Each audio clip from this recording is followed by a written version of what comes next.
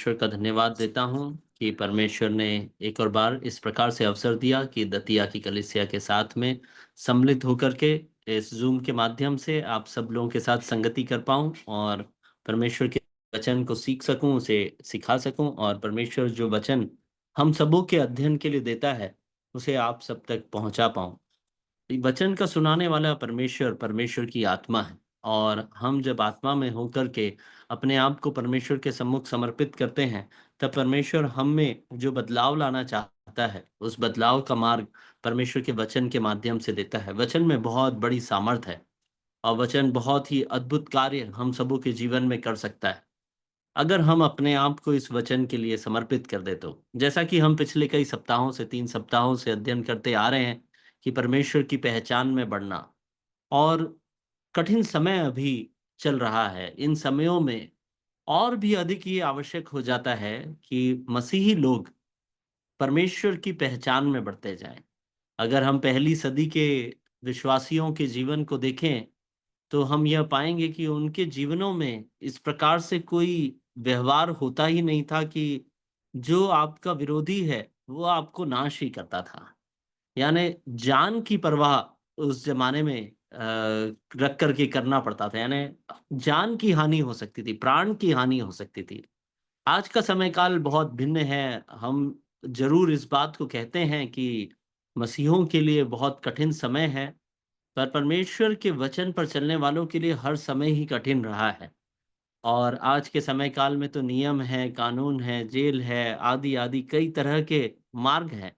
पर पुराने समय कालों में तो यह भी नहीं था। आप उस समय को सोच के देखिए जब पतरस, यूहन्ना, पौलुस आदि जब परमेश्वर के वचन को लेकर के निकल चले थे, उस समय उनके जीवनों की रक्षा के लिए कुछ भी नहीं था, सिर्फ और सिर्फ परमेश्वर स्वयं थे। और उस समय काल में भी हम जब पाते हैं कि जहां जहां पर में परमेश्वर अपनी सामर्थ का प्रदर्शन करना चाहते हैं, अपने उचित समय पे वो अपने लोगों के लिए निकास का तैयारी करते हैं। हम प्रार्थना में लगे रहें कि परमेश्वर ऐसे समयों में भी हमें वचन और विश्वास की दृढ़ता में बने रहने के लिए और शैतान को अवसर न देने के लिए हमारी सहायता करे, हमारे मनों में शांति और सामर्थ प्रदान करे कि हम उसके और भी करीब से पहचानने वाले बन जाए। कठिन परिस्थितियां वो होती है जहां पर में कि मनुष्य और भी अधिक अपने परमेश्वर को पहचानने का अवसर प्राप्त करता है। ये और भी ऐसा अवसर होने पाए हम सबों के जीवन में कि हम अपने परमेश्वर को और भी करीब से जान पाएं और उसको अपने जीवनों में अनुभव भी करने पाए। परमेश्वर को जानना और उसको अपने जीवनों में अनुभव करने में बहुत अंतर है, उसी बात को हम समझ रहे हैं।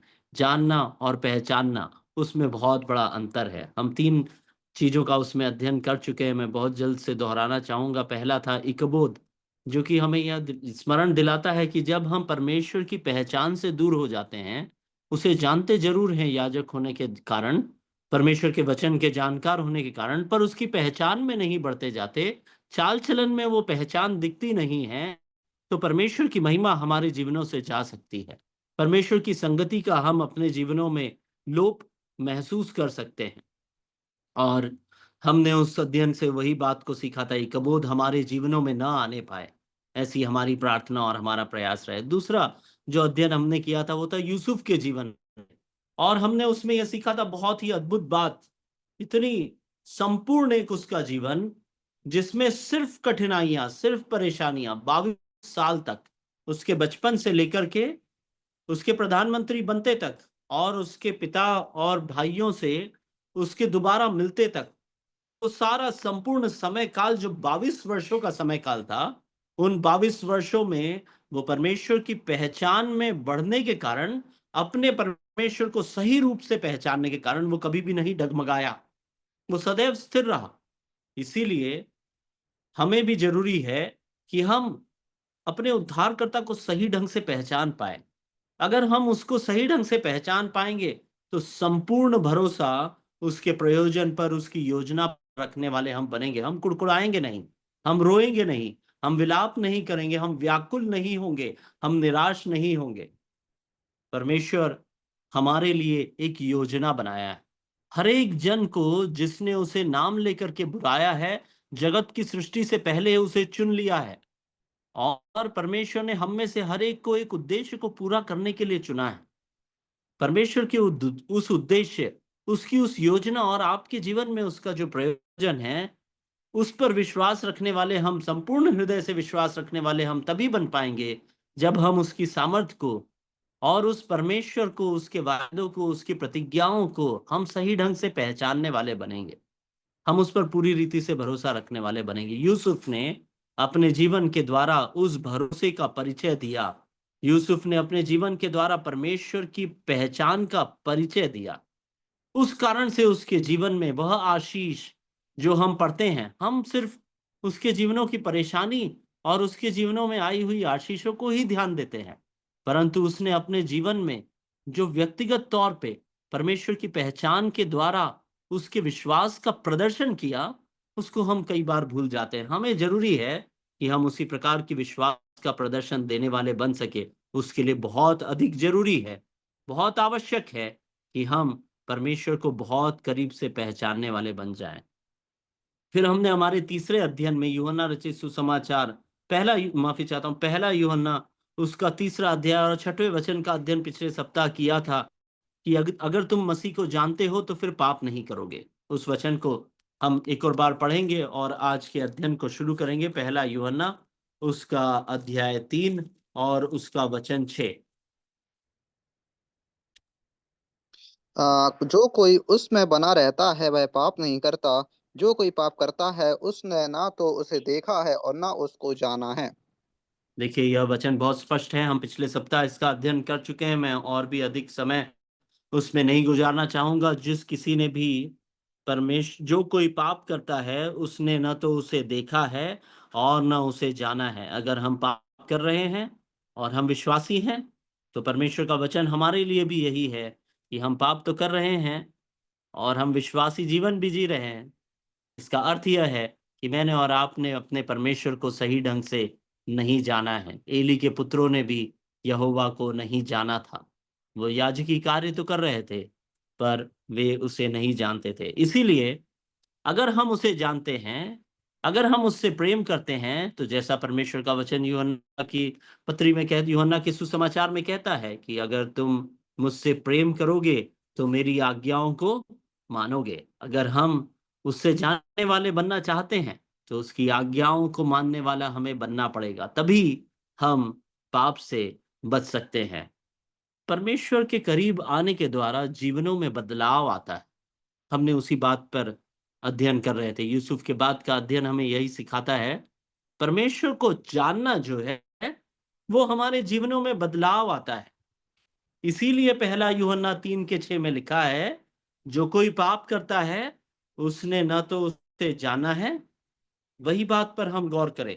अगर हम परमेश्वर को जानने वाले बनेंगे तो धीरे धीरे हम पापों से दूर होते चले जाएंगे। इसका मतलब है मेरे और आपके जीवन में एक बदलाव, एक ट्रांसफॉर्मेशन आएगा, एक बदलाव।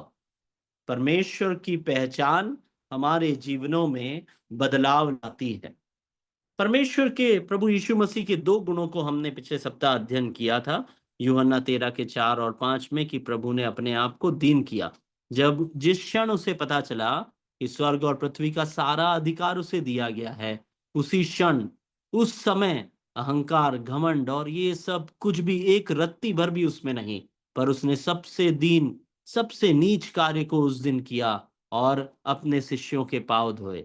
हम प्रभु यीशु मसीह की दीनता को वहां देखते हैं। मत्ती रचित सुसमाचार 28 के 16 और 17 में हमने यह देखा था कि जिस समय शिष्यों ने सबसे अधिक संदेह प्रभु पर किया, उसके दोबारा आगमन, उसके दोबारा जी उठने के बाद, उस क्षण में जब उनके हृदय में संदेह था, उस क्षण प्रभु उन्हें क्षमा करते हुए बहुत बड़ी जिम्मेदारी, अपने कार्य को पूरा करने की जिम्मेदारी उन्हें सौंपते हैं।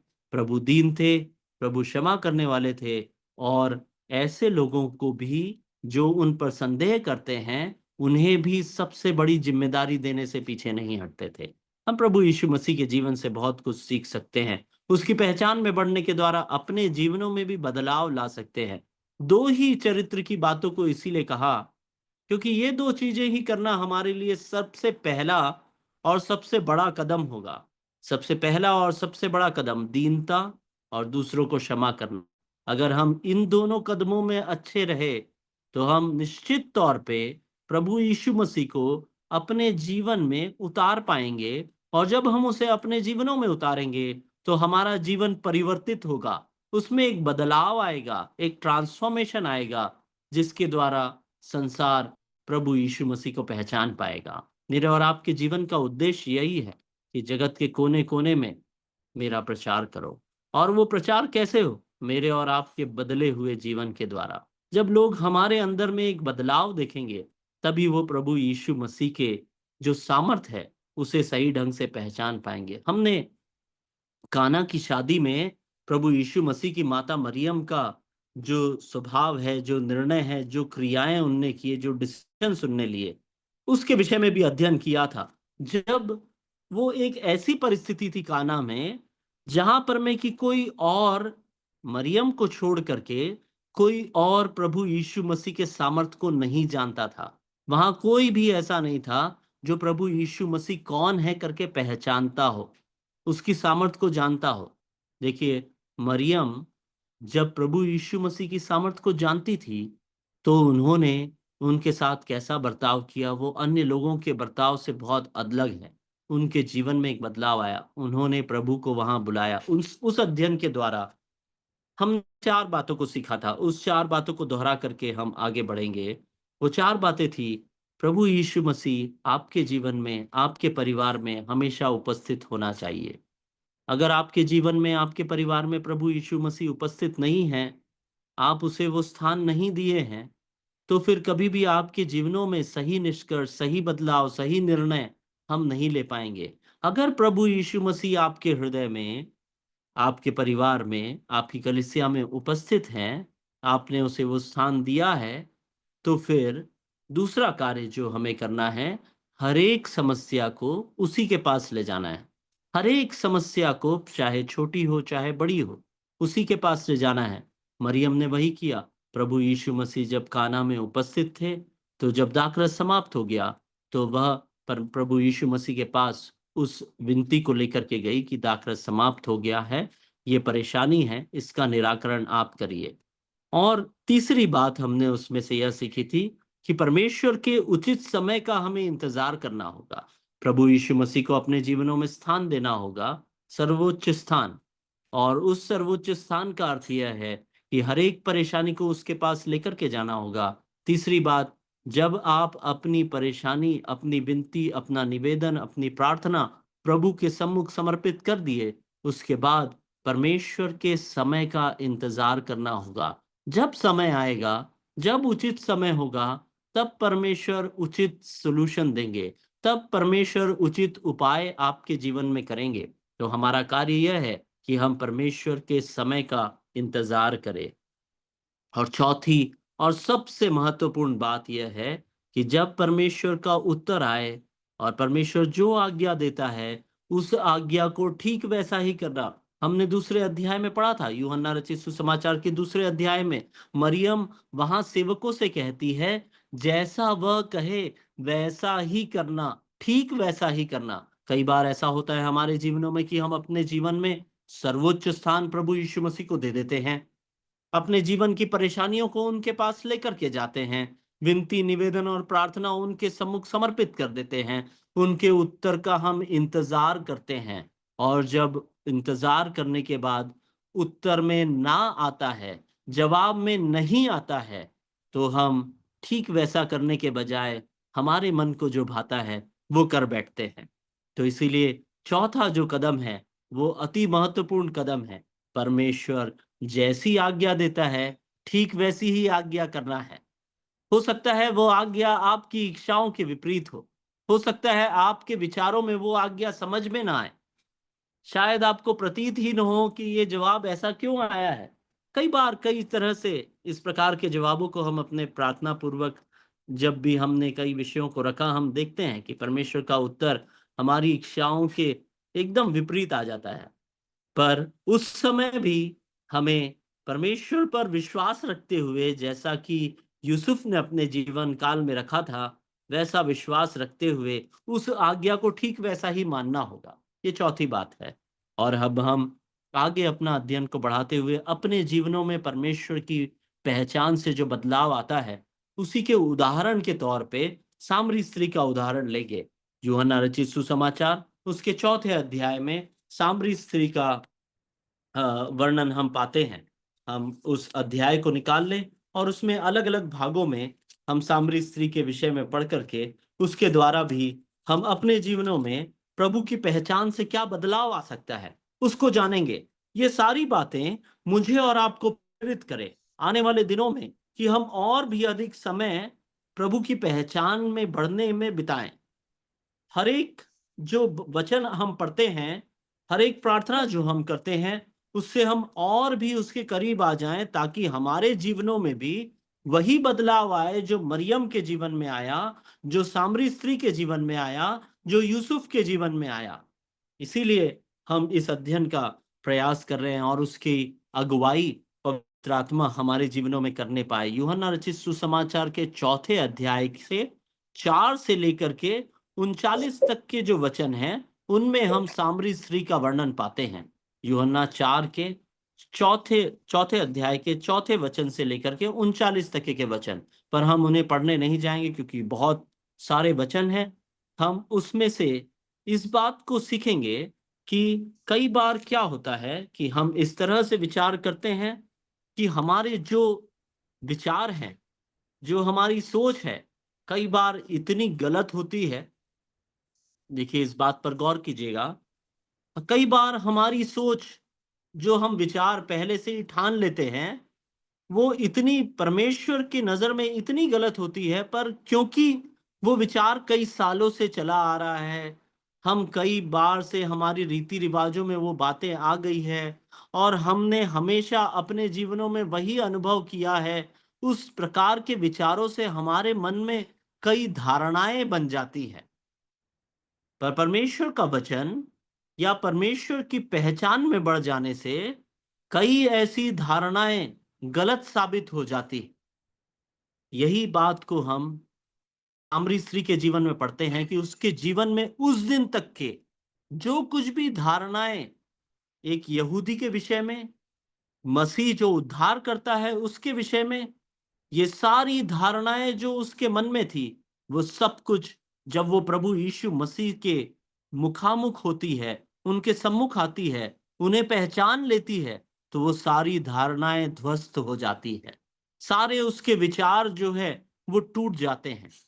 जो कुछ भी उसने इतने सालों में अपने मनों में जो विचार बनाए थे, वो सब कुछ तोड़ दिया जाता है और एक नई बदली हुई स्त्री को हम उस अंतिम भागों में पाते हैं। एक ऐसी स्त्री जो व्यभिचारिणी थी और एक ऐसी स्त्री जो प्रभु यीशु मसीह का सामना या उसकी पहचान में बढ़ने के द्वारा व्यभिचारिणी से सुसमाचार की प्रचारक बन जाती है और बहुत से लोगों को मसीह के बारे में बताने वाली और मसीह की ओर आकर्षित करने वाली बन जाती है। जब तक उसने मसीह को नहीं जाना था, तब तक वह लोगों को अपनी ओर आकर्षित करने वाली थी और जब वो मसीह को पहचान जाती है, प्रभु यीशु मसीह की पहचान उसमें आ जाती है, तो वो अपनी ओर नहीं, पर लोगों को मसीह की ओर आकर्षित करने वाली बन जाती है। इतना बड़ा बदलाव उसके जीवन में आता है। हम स्त्री के जीवन के द्वारा इस बात की प्रेरणा लें कि मेरे और आपके जीवन में भी ऐसा ही बदलाव आना चाहिए। हम लोगों को मसीह की ओर आकर्षित करने वाले बने, अपने चाल चलन के द्वारा, मसीह की पहचान में बढ़ने के द्वारा, हर प्रकार से क्षमा करते हुए, हर प्रकार से परमेश्वर के समय का इंतजार करते हुए, हर प्रकार से दीनता और नम्रता का प्रदर्शन करते हुए लोगों को मसीह की ओर आकर्षित करने वाले मैं और आप बनने पाए। हर एक धारणा को तोड़ने का कार्य परमेश्वर करता है। हर एक ऐसी धारणा, हर एक ऐसा उच्च विचार जो कि हम सोचते हैं कि इसके परे और कुछ नहीं, जब परमेश्वर की पहचान में हम बढ़ते जाते हैं, हर एक वैसी धारणा टूट जाती है, हर एक मिसकंसेप्शन टूट जाता है और परमेश्वर उन्हें भी दीन और नम्र करके अपने सम्मुख छोटा करता है।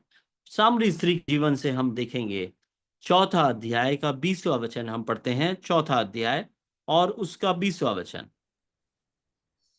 हमारे बाप हमारे दादों ने इसी पहाड़ पर आराधना की और तुम कहते हो कि वह जगह जहां आराधना करनी चाहिए यरूशलेम में है। पहली बात यहाँ पर हम पढ़ते हैं, आराधना करना वो स्त्री चाहती है। मेरे और आपके जीवन में भी हमें इसे उतारना होगा। पहले हम सामरी स्त्री के विषय में देखें। वो स्त्री आराधना तो करना चाहती है, पर उसकी एक धारणा है। वो क्या कहती है? कौन सी ऐसी चीज है जो उसे आराधना करने से रोक रही है? 20वें वचन में वो कहती है, हमारे बाप दादों ने इस पहाड़ पर आराधना किया, तुम कहते हो कि उस जगह पर जहां आराधना करना चाहिए वो यरूशलेम में है। आराधना का स्थान उसके लिए एक ऐसा रुकावट बन गया था कि वो परमेश्वर की आराधना नहीं कर पा रही थी। वो यीशु मसीह उस विचार को, उस धारणा को ध्वस्त करते हैं आगे के वचनों में। पर मेरे और आपके सीखने के लिए जो यहाँ पर मैं बहुत ही अहम बात है कि मेरे और आपके जीवनों में भी परमेश्वर की आराधना करने से रोकने वाली, प्रभु यीशु मसीह के पहचान में बढ़ने से रोकने वाली, प्रभु यीशु मसीह को जान लेने के बावजूद अपने जीवनों में बदलाव नहीं लाने से रोकने वाली बहुत सारे बैरियर्स हैं, बहुत सारी रुकावटें हैं, जिन्हें हमने खुद ही बनाया है। अलग अलग धारणाओं के कारण हम कई बार यह कहते हैं, आज के समय काल में इस प्रकार का आत्मिक जीवन जीना संभव नहीं है भाई। हम अक्सर अपने परिवारों में कहते हैं, थोड़ा बहुत झूठ जहां बोलना है वहां झूठ बोलना आवश्यक हो जाता है, क्योंकि उसके बगैर तो मैं इस कार्य को कर ही नहीं सकता। कैसे मैं व्यापार करूंगा अगर मैं झूठ बिल्कुल भी नहीं बोला? तो थोड़ा बहुत सूझबूझ के साथ झूठ बोलना सही है। हम इस प्रकार की अलग अलग धारणाएं बना लिए हैं। यहां पर मैं सामरी स्त्री उस कारण से परमेश्वर की आराधना नहीं कर पा रही थी। मैं और आप इन रुकावटों के कारण हम आराधना तो कर पा रहे हैं। देखिए, इस बात को समझिए। हम कलीसिया में रविवार को जा रहे हैं, रोटी तोड़ रहे हैं, प्याले में से पी रहे हैं, पर परमेश्वर का वचन हमें कहता है उस कार्य को करने से पहले अपने आप को जांच ले। और जब हम अपने आप को अगर धार्मिकता के साथ जांचे, अगर सच्चे तौर पर जांचे, तो हम पाएंगे कि हम में कमियां हैं। और हम उन कमियों के लिए क्षमा मांग करके, अपने आप को परमेश्वर के सम्मुख दीन करके, अपनी गलतियों से मन फिराने की बात करके फिर रोटी तोड़ते हैं और प्याले में से भाग लेते हैं। परंतु क्या वाकई में हम मन फिराते हैं क्या? यही एक रुकावट मुझे और आपको परमेश्वर की आराधना आत्मा और सच्चाई से करने से रोकती है। हम कई बार पढ़ते हैं, कई बार प्रार्थना करते हैं, कई बार वचनों से सिखाते हैं और ये कहते हैं कि आत्मा और सच्चाई से परमेश्वर की आराधना करना है। न तो सच्चाई से और ना ही आत्मा से हम आराधना करने वाले हैं, अगर हम मन फिराव करके अपने जीवन में बदलाव नहीं ला रहे हैं। तो कई बैरियर्स, कई रुकावटें हमारे जीवनों में आती है जो हमें सच्ची आराधना करने से रोकती है, परमेश्वर की पहचान में बढ़ते जाने से रोकती है। उन रुकावटों को तोड़ना होगा। यहाँ सामरी स्त्री के जीवन के द्वारा हम ये सीख रहे हैं 20वें वचन में कि उसके जीवन में धारणाएं, वो उदाहरण, वो रुकावट थी कि बाप दादा तो कहते थे कि पहाड़ पर प्रार्थना करना है, आराधना करना है। आप लोग कहते हो यरूशलेम में आराधना करना है, इसीलिए हम आराधना नहीं कर पा रहे। संदेह है, एक कंफ्यूजन है, डाउट है। स्थान, आराधना का स्थान आवश्यक नहीं है। प्रभु हमारे मनों में अपनी आत्मा दिया है। आप कोई भी स्थान में जहां 2 या 3 उपस्थित हो, वहां उनके मध्य में मैं हूं। परमेश्वर की यह वाणी है। प्रभु यीशु मसीह उसे 23वें वचन में उसका जवाब देते हैं। उस 23वें वचन को जरा पढ़िएगा भाई।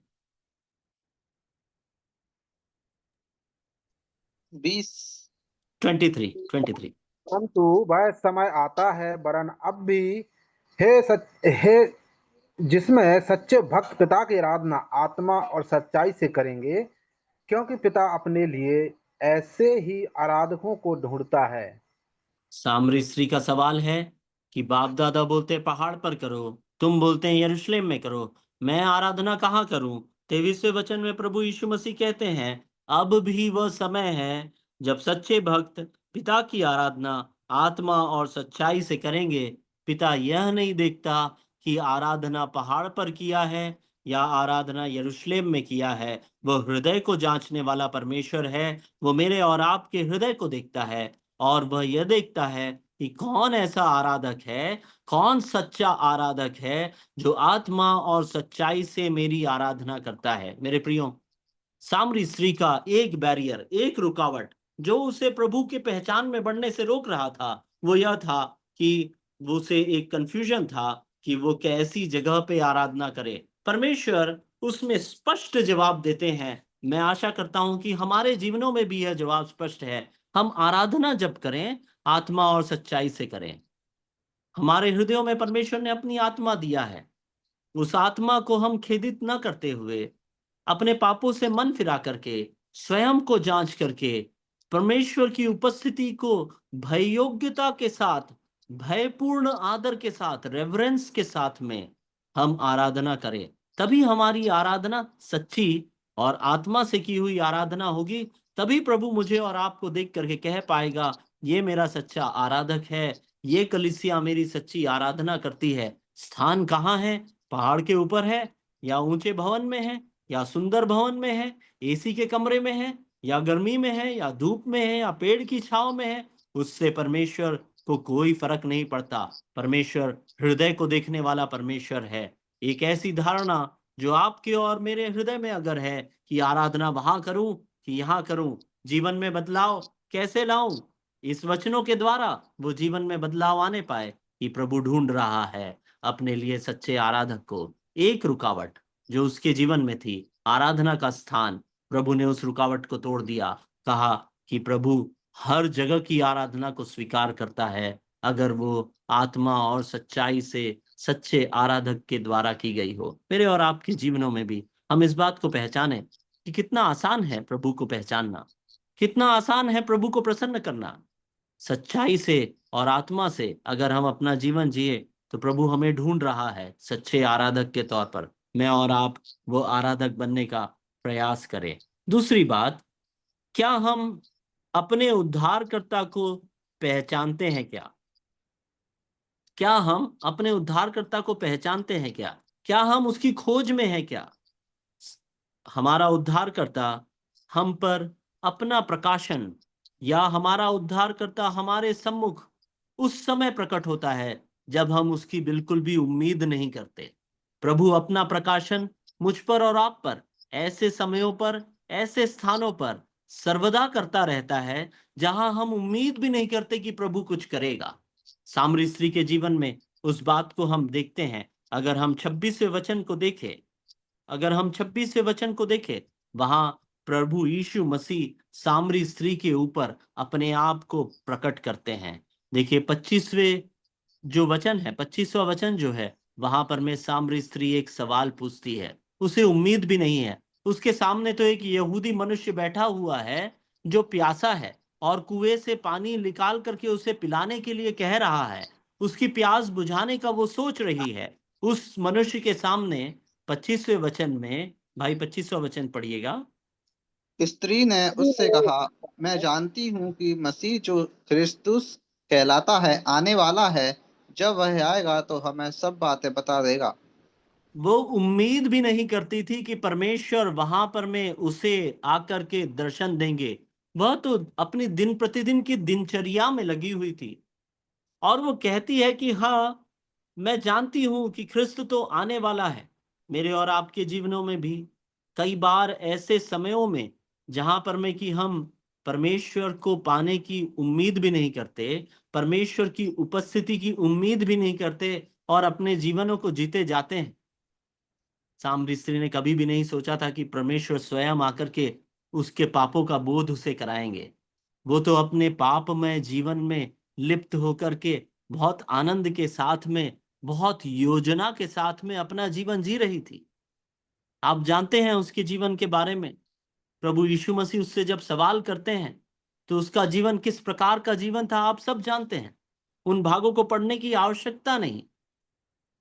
पर उसे उम्मीद भी नहीं थी कि उसके पापमय जीवन में परमेश्वर स्वयं आकर के उसके पापों को उसे दिखाएंगे। मेरे और आपके जीवन में ये बहुत गंभीर बात है। कई बार अपने आत्मिक जीवनों में हम पाप में आंख बंद करके इस प्रकार का जीवन जीते हैं, मान लो प्रभु है ही नहीं।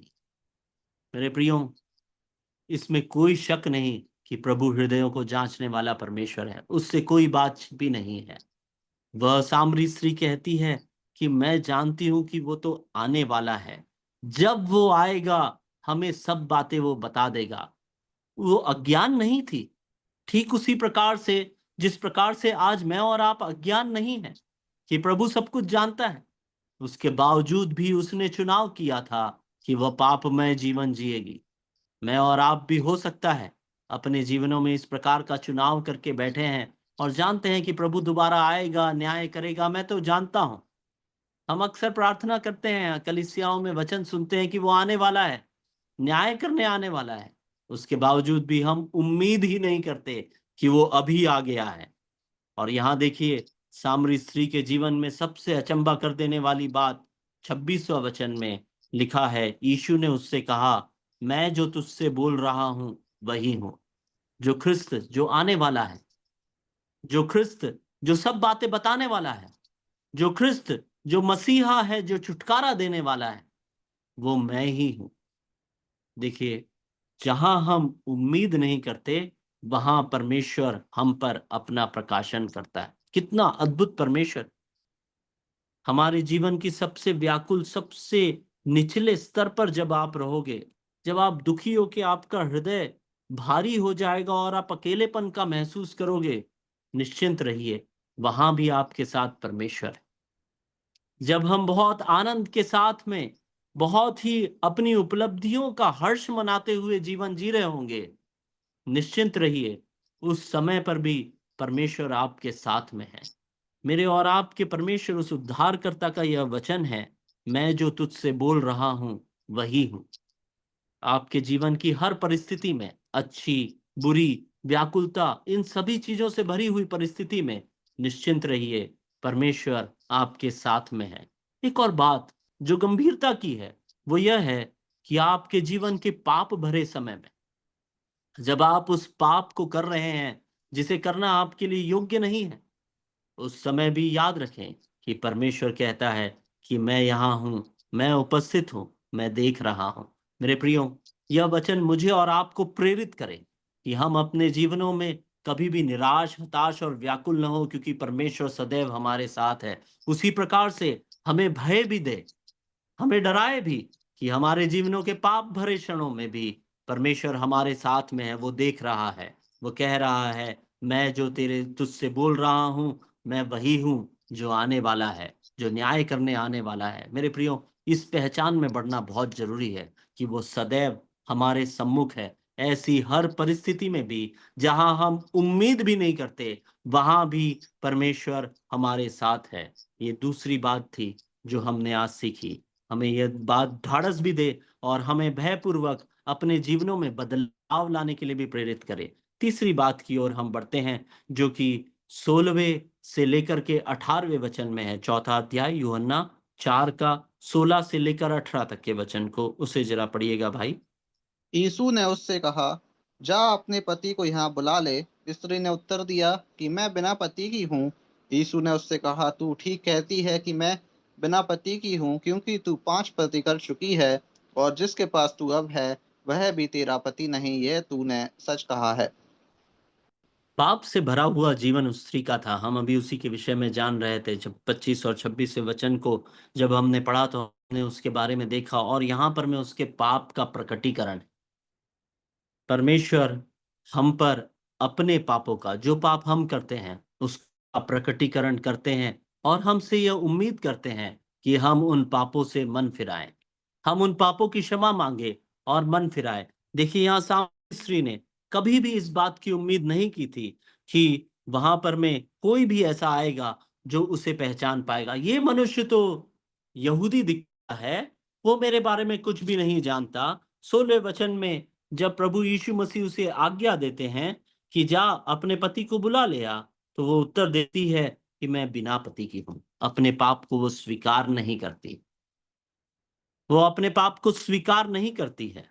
और उसके बाद प्रभु यीशु मसीह कहते हैं, तू ठीक कहती है कि तू बिना पति की है, क्योंकि तू 5 पति कर चुकी है, और अब जो तेरे साथ है वह तेरा पति नहीं। यह तूने सच ही कहा है। 19वें वचन को जब हम देखते हैं तो वह कहती है, हे प्रभु, मुझे लगता है कि तू भविष्यवक्ता है। मेरे और आपके जीवनों में ये बहुत गंभीर बात है। हम सामरी स्त्री के जीवन से जरूर उदाहरण लेके सीख रहे हैं, पर उसे अपने जीवन में अमल करके देखिए। कितने बार ऐसा हुआ है कि परमेश्वर का वचन जब हमारे सम्मुख खोला गया, उस परमेश्वर के वचन से जब बांटा गया, तब आपको पाप का बोध हुआ। कितने बार ऐसा हुआ है कि आपको स्मरण आया कि मैं भी पापी हूं, यह पाप तो मैं भी प्रतिदिन करता हूं, यह पाप तो मैं अक्सर किया करता हूं। क्या उस समय हम भी उस सामरी स्त्री के समान एक झूठ बोल करके इस प्रकार से अपना मुंह मोड़ लेते हैं और यह कहते हैं कि नहीं, मैं नहीं। जब वो प्रभु यीशु मसीह कहते हैं अपने पति को बुला ला, तो वो कहती है कि मेरा पति है ही नहीं, मैं बिना पति के। देखिए, मेरे और आपके जीवनों में हम किसी भी प्रकार का जीवन जी रहे हो, एक बात तय है, प्रभु यीशु मसीह हमारे हृदयों को जानता है। उसकी पहचान में बढ़ने में इस बात को हम स्मरण रखें कि हम अपने पापों को चाहे कितना भी ढांप ले, परमेश्वर से हमारे पाप छिपे हुए नहीं हैं। इस बात की गंभीरता को हम समझे।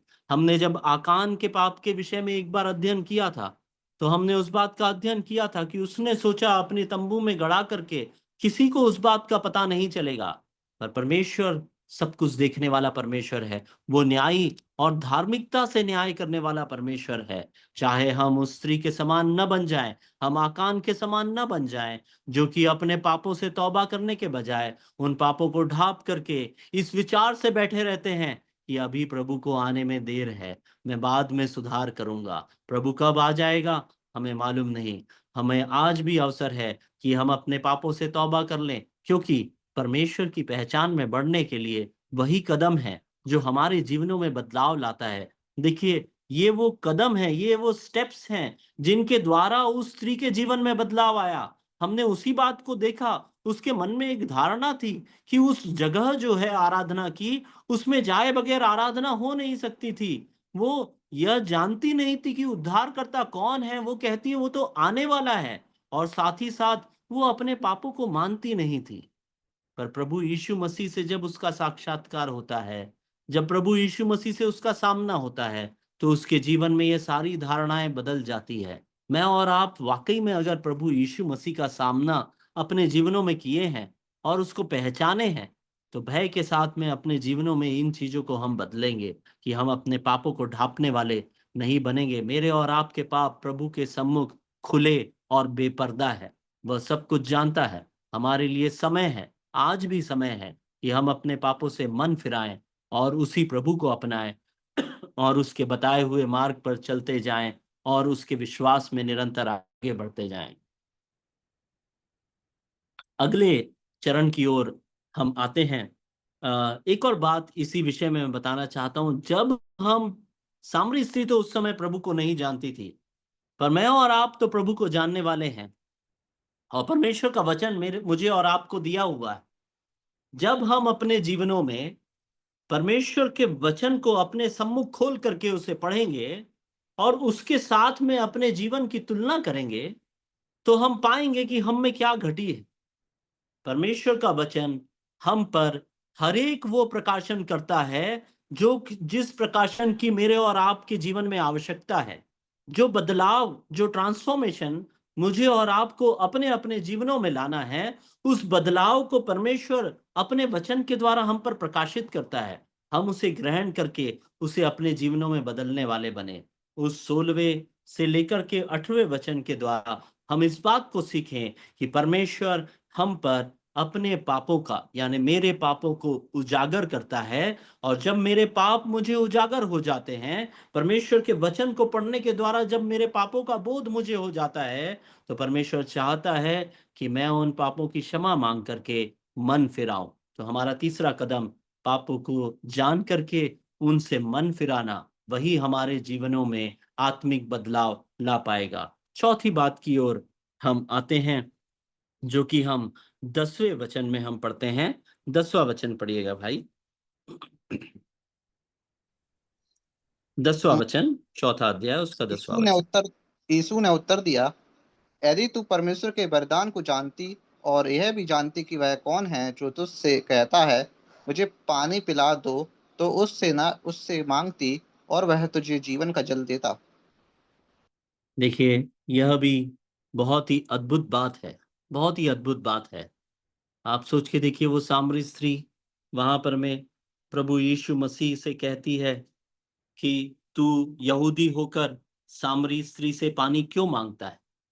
उसके उत्तर में प्रभु यीशु मसीह अपना प्रकाशन उसको करते हैं और कहते हैं, यदि तू परमेश्वर के वरदान को जानती और यह भी जानती कि वह कौन है जो तुझसे कहता है, अगर तू जानती कि वह कौन है जो तुझसे कहता है मुझे पानी पिला, तो तू उसे पानी पिलाना तो छोड़, आगे क्या लिखा है, तो तू उससे मांगती और वह तुझे जीवन का जल देता। सामरी स्त्री तो प्रभु से अज्ञान थी। मैं और आप तो प्रभु यीशु मसीह की पहचान में बढ़ने वाले लोग हैं। इतने सालों से प्रभु को पहचानते हैं। क्या उसकी सामर्थ को हमने कम आंक लिया है क्या? क्या आज भी हम संपूर्ण तरीके से उसकी सामर्थ पर निर्भर है क्या? प्रभु यीशु मसीह की सामर्थ कितनी महान है, यहाँ इस वचन में वो स्पष्ट है। जो तुझसे पानी मांग रहा है, अगर तू उसे पहचानती तो तू उससे मांगती और वह तुझे जीवन के जल का सोता देता। प्रभु चाहते हैं, देखिए वो सामरी स्त्री के पास गए, उन्होंने उससे पानी मांगा, पर प्रभु का हृदय है कि सामरी स्त्री उससे मांगे। प्रभु चाहते हैं कि हम अपने जीवनों की आवश्यकताओं को, अपने जीवनों की परेशानियों को, अपनी आत्मिक कमजोरियों को लेकर के सिर्फ और सिर्फ प्रभु के पास जाएं। अगर हम उससे मांगेंगे तो वो जीवन के जल का सोता है, वो हमें जीवन का जल दे सकता है। प्रभु चाहते हैं कि मैं और आप सिर्फ और सिर्फ उसी पर निर्भर रहे। अपनी सांसारिक और अपनी आत्मिक आवश्यकताओं के लिए हम प्रभु से मांगने वाले बने। हमारी धारणा, यहाँ पर मैं सामरी स्त्री की धारणा यह है कि वो मनुष्य तो मुझसे मांग रहा है, पर प्रभु की धारणा वहां क्या है? वो चाहते हैं कि वो सामरी स्त्री के जीवन में बदलाव आए। प्रभु चाहते हैं कि वो सामरी स्त्री उससे मांगे और प्रभु उसे जीवन का जल दे, उसे अनंत जीवन देना प्रभु यीशु मसीह चाहते हैं। मेरे और आपके जीवनों में हम छोटी छोटी चीजों की उम्मीद परमेश्वर से करते हैं, पर परमेश्वर की योजना मेरे और आपके जीवनों में बहुत बड़ी है। हम उससे मांगने में कमजोर हैं। हम प्रभु से मांगने में बहुत पीछे हैं। हमें भरोसा ही नहीं, हमें उसकी सामर्थ पर संदेह है। क्या प्रभु ये दे सकता है क्या? अगर प्रभु की इच्छा से मेल खाती हुई चीज आप मांगोगे तो प्रभु कहता है, अगर राई के दाने जितना भी विश्वास तुम में अगर है और इस पहाड़ से तुम अगर कहोगे कि टल जा तो वो टल जाएगा। मेरे प्रियो, यह उदाहरण के तौर पे, दृष्टांत के तौर पर कही हुई बात है, पर वाकई में मेरा और आपका विश्वास राई के दाने के जितना भी नहीं है। अगर हम अपने प्रभु को सही ढंग से पहचानते, अगर हम अपने प्रभु को सही ढंग से पहचानने वाले बनते, तो संपूर्ण हृदय से हर एक बात के लिए हम उसी पर निर्भर रहते और किसी पर निर्भर नहीं, पर सिर्फ और सिर्फ प्रभु पर ही निर्भर रहते। यही बदलाव परमेश्वर मेरे और आपके जीवनों से चाहते हैं। वो चाहते हैं कि हम संपूर्ण तौर से उस पर निर्भर होने वाले बन जाएं। वो देना चाहते हैं, मुझे और आपको देना चाहते हैं। वो सामरी स्त्री को अनंत जीवन देने के लिए गए थे। वो सामरी स्त्री का उद्धार करने के लिए वहां गए थे। सामरी स्त्री उस बात को नहीं पहचान पाई, पर हम उसके पास विनती और प्रार्थना लेकर के सामर्थ के साथ सदैव जा सकते हैं। वो तभी पॉसिबल है जो 15वें और 16वें वचन में लिखा है कि जब तक हम अपने पापों को मानेंगे नहीं। हमने अभी उस भाग को पढ़ चुके हैं, इसलिए मैं उसे नहीं पढ़ना चाहता। जब तक हम अपने पापों को मान करके, उन पापों से मन फिरा करके प्रभु के सम्मुख अपने आप को समर्पित नहीं करेंगे, तब तक के हम उस योग्य नहीं ठहरेंगे कि संपूर्ण तरीके से हम उस पर निर्भर हो सके।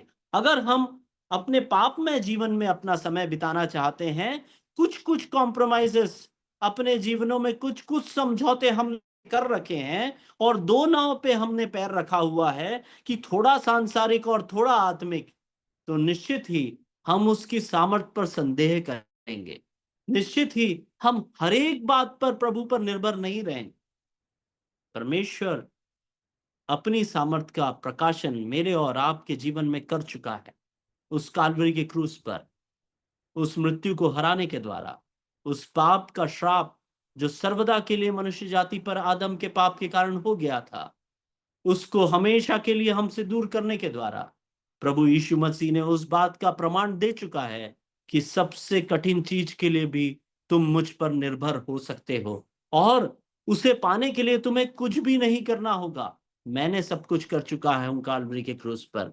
जब उस महान कार्य के लिए प्रभु यीशु मसीह सामर्थी है, तो मेरे और आपके जीवनों में ये छोटी बड़ी सांसारिक और आत्मिक समस्याएं, व्याकुलता, निराशपन, ये सब कुछ जो है उसे दूर करने में भी प्रभु सामर्थी है। सामरी स्त्री के मन में एक धारणा थी कि यह मनुष्य मुझसे पानी मांगने आया है, पर प्रभु यीशु मसीह वहां उसे अनंत जीवन देने के लिए गए थे। मेरे और आपके हृदय में भी शायद यह धारणा है कि हम प्रभु को क्या दे, पर प्रभु हमें सब कुछ दे सकता है। हम उसे क्या ही दे सकते हैं? धन्यवाद रूपी बलिदानों के अलावा हम उसे कुछ दे नहीं सकते, पर प्रभु हमें सब कुछ दे सकता है। उसके सामर्थ से भरे हुए भंडार में से वो हमारे लिए आवश्यकता के अनुसार सब कुछ दे सकता है। उस विश्वास के साथ में विश्वासी जीवन जीने वाले अगर हम बनेंगे, तो वाकई में हमारा आत्मिक जीवन में बहुत बड़ा बदलाव आएगा। सामरी स्त्री के जीवन में बहुत बड़ा बदलाव आया था। 39वें वचन को पढ़ करके हम आज के अध्ययन को समाप्ति की ओर ले जाएंगे। 39वां वचन। और उस नगर के बहुत सामरियों ने उस स्त्री के कहने से, जिसने ये गवाही दी थी कि उसने सब कुछ जो मैंने किया है मुझे बता दिया, विश्वास किया। और साथ ही साथ भाई 28वां वचन भी पढ़िएगा, 28 और 29 भी, सॉरी। तब स्त्री अपना घड़ा छोड़कर नगर में चली गई और लोगों से कहने लगी, आओ एक मनुष्य को देखो जिसने सब कुछ जो मैंने किया मुझे बता दिया, कहीं ये तो मसीह नहीं है। देखिए, बदलाव प्रभु यीशु मसीह की पहचान हमारे जीवनों में लाती है। सामरी स्त्री, जैसा मैंने शुरुआत में कहा था, प्रभु यीशु मसीह के साथ उसके उस साक्षात्कार या प्रभु यीशु मसीह को पहचानने के पहले वो एक व्यभिचारिणी थी। वो अपनी ओर लोगों को आकर्षित करने वाली थी, पर प्रभु यीशु मसीह की पहचान में आ जाने के बाद उसके जीवन में एक उद्देश्य आ जाता है, एक नया उद्देश्य आ जाता है। वो अपना घड़ा छोड़ देती है, पुरानी चीजों को वहां छोड़ देती है। उस पानी की अब उसके जीवन में कोई अहमियत नहीं। वो सब कुछ छोड़ करके वापस नगर में जाती है और लोगों से कहने लगती है, आओ एक मनुष्य को देखो जिसने जो कुछ मैंने किया वो सब कुछ मुझे बता दिया है, कहीं यही मसीह तो नहीं। वो मसीह को पहचानने वाली बन जाती है। उसकी पहचान को वो खो देती है, स्वयं की पहचान को खो देती है, और मसीह की पहचान दूसरों को बताने वाली बन जाती है। उसके द्वारा बहुत से लोग मसीह की पहचान के करीब आ जाते हैं। 39वें वचन में उसका परिणाम हम देखते हैं। उस नगर के बहुत से सामरियों ने उस स्त्री के कहने से यीशु पर विश्वास किया, क्योंकि उसने यह गवाही दी थी, उसने सब कुछ जो मैंने किया है मुझे बता दिया है। देखिए, एक व्यभिचारिणी की गवाही, एक ऐसी स्त्री की गवाही जो कि उस समाज में रहने योग्य नहीं थी, उसके जीवन में आए हुए बदलाव को देख करके, उसकी गवाही को देख करके प्रभु ने जैसे ही अपना प्रकाशन उसके ऊपर किया, वह स्त्री दूसरों के बीच में प्रभु की एक गवाह बन जाती है। मेरे प्रियो, इतना बड़ा बदलाव हम सोच भी नहीं सकते। इतना बड़ा बदलाव है। एक ऐसी स्त्री जो किसी के सम्मुख जाने के योग्य ही नहीं, दोपहर के समय पानी भरने गई, जो लोगों को स्वीकार ही नहीं होगी, ऐसी स्त्री जिसे लोग घृणा से देखते होंगे, वह मसीह की ऐसी गवाह बन जाती है, क्योंकि परमेश्वर का प्रकाशन उसके जीवन में आता है और उसके सारी धारणाओं को तोड़ देता है। प्रभु इतना सामर्थी है कि उसकी पहचान मात्र से लोगों का जीवन बदल जाता है। सामरी स्त्री के जीवन में उसने कुछ भी नहीं पाया, प्रभु ने उसे कुछ भी नहीं दिया, सिर्फ अपनी पहचान का प्रकाशन उसके जीवन में किया। मसीहों पर यह सवाल उठता है कि क्या ऐसा किया कि तुम मसीही बन गए? मेरे प्रियो, मैं और आप मसीही बने किसी स्वार्थ के लिए नहीं है, पर उस महान परमेश्वर ने मुझ पर अपना प्रकाशन किया, और मैं वो आशीषित मनुष्य बना जिसने उस प्रकाशन को जाना। और दूसरों के बीच में इस प्रकार की गवाही का जीवन जीने के लिए परमेश्वर मुझे और आपको प्रतिदिन सामर्थ देता रहता है। कि हम अपने उस प्रकाशित मसीह को दूसरों पर भी प्रकाशित करने पाए। क्या पाया हमने? मसीह का प्रकाशन पाया, उस कारण मैं मसीही बना। मैं एक मसीही परिवार में जन्मा जरूर, पर व्यक्तिगत तौर पे अगर उद्धार न पाऊं तो मसीही परिवार पे जन्म लेने मात्र से मैं मसीही नहीं हो सकता। व्यक्तिगत तौर पे मेरे जीवन में मसीह का प्रकाशन मैंने पाया और उस कारण से मैं मसीही बन पाया। कितना अद्भुत परमेश्वर है मेरा, कितना अद्भुत परमेश्वर है हमारा, जो कि अपने प्रकाशन मात्र के द्वारा हम सबों के जीवनों में बदलाव आता है। क्या मेरे और आपके आत्मिक जीवन में वो बदलाव आ रहा है? क्या क्या मैं और आप उस परमेश्वर की पहचान में निरंतर बढ़ रहे हैं? क्या एक पाप में फंसी हुई स्त्री, एक पाप में चाल चलन वाली स्त्री जब तक मसीह को नहीं पहचानी थी तब तक वैसी थी। जब वो मसीह को जान जाती है, उसके जीवन में एक बहुत बड़ा बदलाव आ जाता है। वो मसीह की गवाह बन जाती है और बहुत लोगों को मसीह की ओर लाती है, विश्वास का कारण बनती है। दूसरों के विश्वास का कारण बनना कितने सौभाग्य की बात है। वह जो श्रापित थी वो सौभाग्यवती हो जाती। मेरे प्रियो, इस प्रकार का बदलाव लाने के योग्य सामर्थी परमेश्वर है मेरा और आपका। 5 धारणाओं को हमने आज देखा, बहुत ही जल्दी हम उनको दोहराएंगे। पहली धारणा यह थी उस स्त्री के मन में कि जो आराधना का स्थान है वो उसकी एक धारणा थी जो उसे सच्चे परमेश्वर की आराधना करने से रोक रही थी। मैंने और आपने उसके द्वारा यह शिक्षा ली कि परमेश्वर ने हमारे मनों में आत्मा दी है। हम परमेश्वर की पहचान में जब हम बढ़ते जाते हैं तो परमेश्वर मनों को जांचने वाला परमेश्वर है। वो चाहता है, वो देखता है कि आत्मा और सच्चाई से आराधना करने वाले लोगों को वो ढूंढता है, सच्चे आराधकों को वो ढूंढता है। मैं और आप अगर अपने जीवनों में पापों की क्षमा मांग करके हर आराधना के समय में जब प्रभु की वो मेज के सम्मुख हम बैठते हैं, तो उस समय अगर हम अपने जीवनों को अगर बदलने वाले नहीं हैं और सिर्फ खोखली आराधना करने वाले हैं, परमेश्वर मनों को जांच रहा है।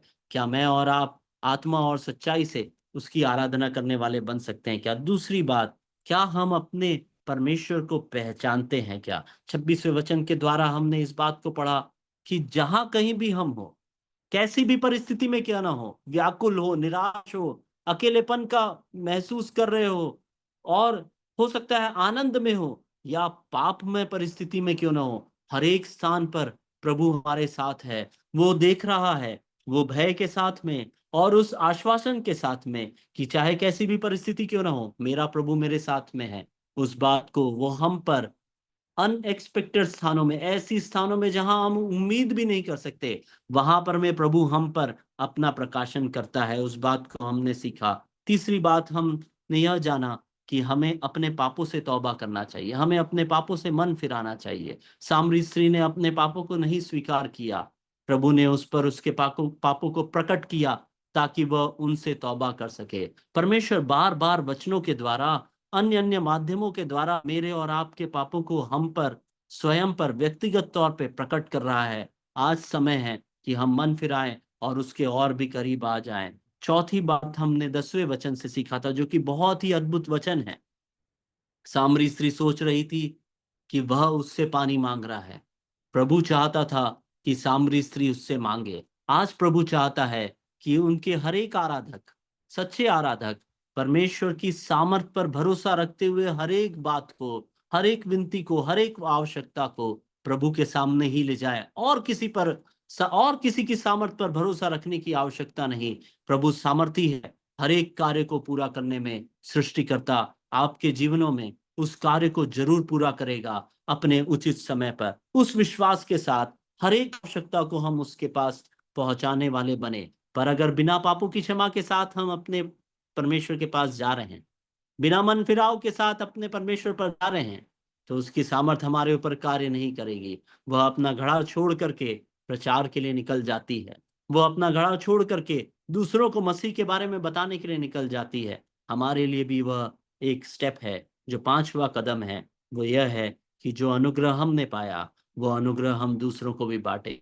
जो अनुग्रह मेरे ऊपर प्रकाशित हुआ वह अनुग्रह दूसरों पर भी प्रकाशित होने पाए, अपने चाल चलन के द्वारा, सुसमाचार प्रचार के द्वारा, हमेशा दूसरों को क्षमा करने के द्वारा, अपनी दीनता और नम्रता को दिखाने के द्वारा। परमेश्वर का अनुग्रह दूसरों पर प्रकाशित करने वाले हम बन जाएं। एक पाप में भरी हुई स्त्री को अगर परमेश्वर का वचन बदल सकता है, तो मैं और आप जो इतने सालों से परमेश्वर के वचन का अध्ययन करते आ रहे हैं, कलीसिया की संगति करते आ रहे हैं, एक मसीही परिवार में अपना जीवन बिता रहे हैं, मेरे और आपके जीवन में कितना बड़ा बदलाव आज आ जाना चाहिए था। मैं अक्सर ये कहता हूँ कि सताव का मुख्य कारण जो है, वो मसीही लोग स्वयं हैं। हम परमेश्वर के सम्मुख धार्मिकता से जीवन नहीं जी रहे। हम ढोंग जो करते हैं, उस कारण परमेश्वर ताड़ना करता है। सुधार का समय है। हम अपने आप को सुधारें, अपने आप को परमेश्वर के सम्मुख दीन करें। परमेश्वर सामर्थी है। अगर हम उसकी सच्ची पहचान में बढ़ते जाएंगे, तो हम बहुत ही अच्छे परमेश्वर के सच्चे आराधक बन जाएंगे, और परमेश्वर ऐसे ही आराधकों को ढूंढता है। एक और बार दतिया की कलीसिया का मैं धन्यवाद देता हूँ, खासकर राजेंद्र भैया का, कि ऐसा मुझे अवसर दिया कि आप लोगों के साथ में इस प्रकार से वचन बांट सकूं, और आप सब लोगों ने भी समय निकाल करके इस वचन को सुनने का धैर्य दिखाया। परमेश्वर आप सबको आशीष दे। सबको जय मसीह की।